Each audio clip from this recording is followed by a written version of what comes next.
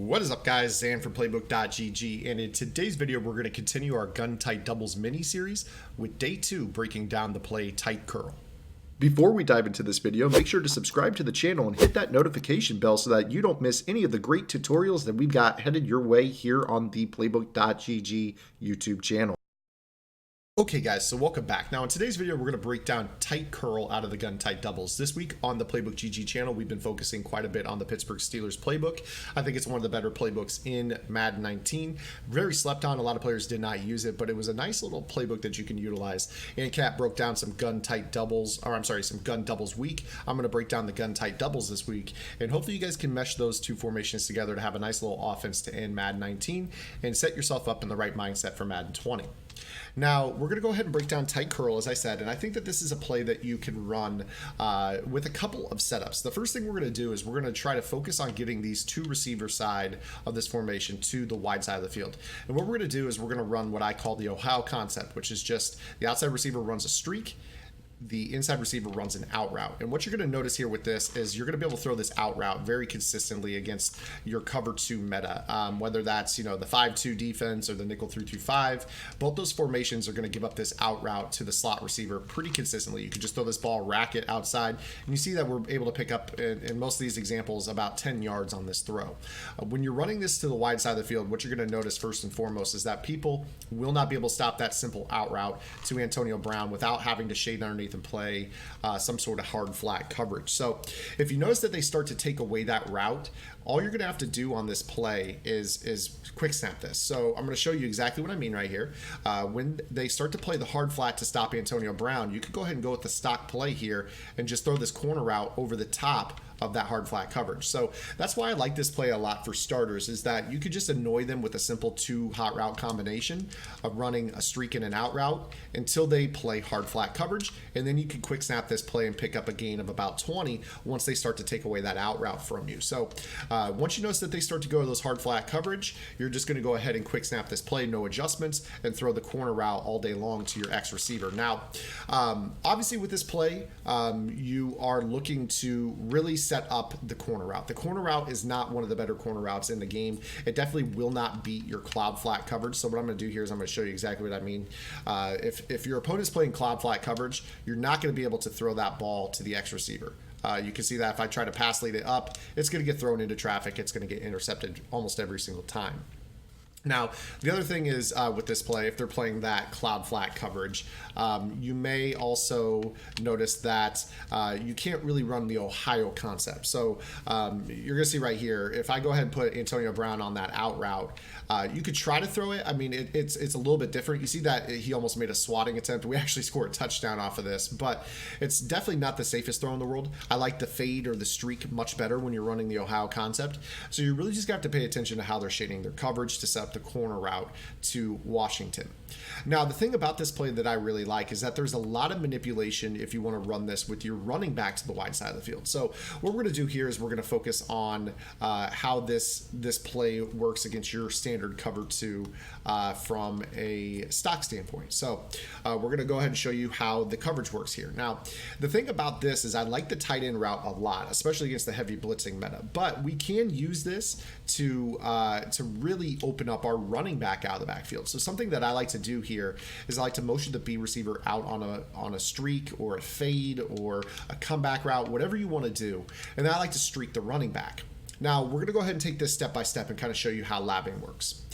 So the first thing we're going to notice here is that the vertical hook is always going to play Vance McDonald's route. So you're going to see right here that he leaves him alone. That's going to leave us this little pocket to throw the ball. Now, the issue is that mid-read zones kind of get into the area of the throw. They're there where they can kind of make a play. Now, the other thing is if your opponent's using this player, obviously all rules go out the window. They can kind of jump whatever they want.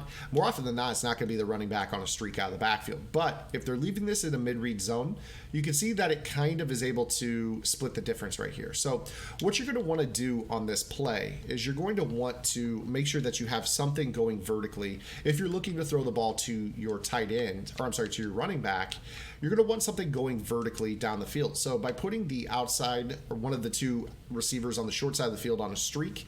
Maybe you put the other one on a hitch. This is going to turn that mid-read zone to Antonio Brown's side and give you a much higher window to throw this ball. So I'm going to go ahead and show that to you here on this play. So watch how that mid-read zone is going to turn. And actually, I accidentally clicked onto the outside linebacker there. Otherwise, the running back would have been open. So we'll go ahead and do that again here. And we're going to go ahead and put Antonio Brown on a streak. We're going to go ahead and put Juju on a fade or a streak or a comeback, whatever you want, and then the running back on a streak.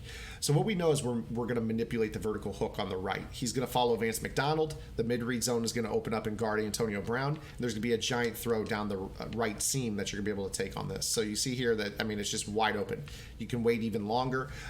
Whereas a mid-read zone on this play, if I were to go ahead and do the exact same thing, what you're going to notice without the vertical is that things are going to be a little bit different. So I won't be able to wait and hold on to the ball nearly as long as I did in the previous example here. So you're going to see right here, if I wanted to wait and wait and wait and wait, the mid-read zone snaps back to attention, is able to make a play on that throw.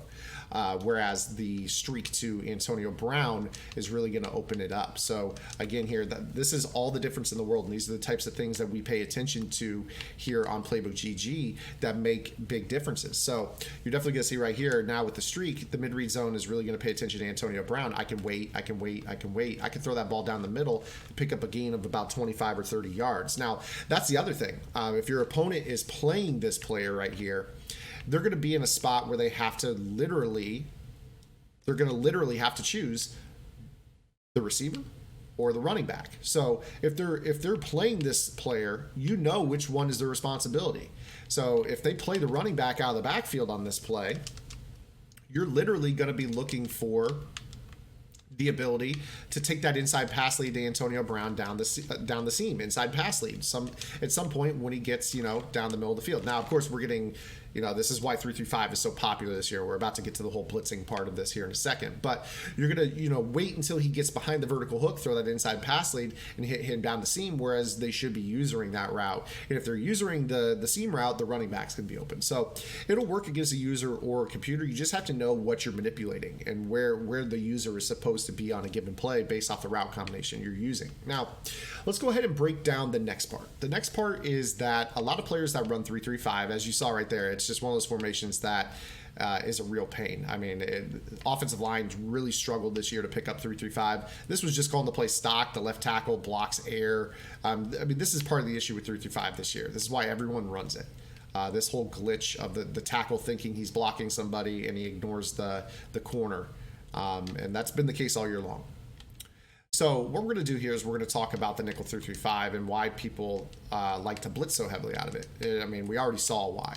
But when they blitz the outside linebacker on this play, this is where the route to Vance McDonald gets really good. I think that this is one of the better routes in the game because all you're looking for in this spot is, are they blitzing the player that's over the tight end? If they are, go ahead and throw the ball. I mean, just literally throw the ball. And you see here how dangerous that can be for the defense. This is just a little hike throw. It basically works like a little slant out. And all you have to do to really make that work is just motion the outside receiver away. It's going to help pull that cloud flat away from the player that you want to throw to. So when you're in compression, obviously the cloud flat is kind of there. That's why I like to motion the B receiver outside, give you better spacing.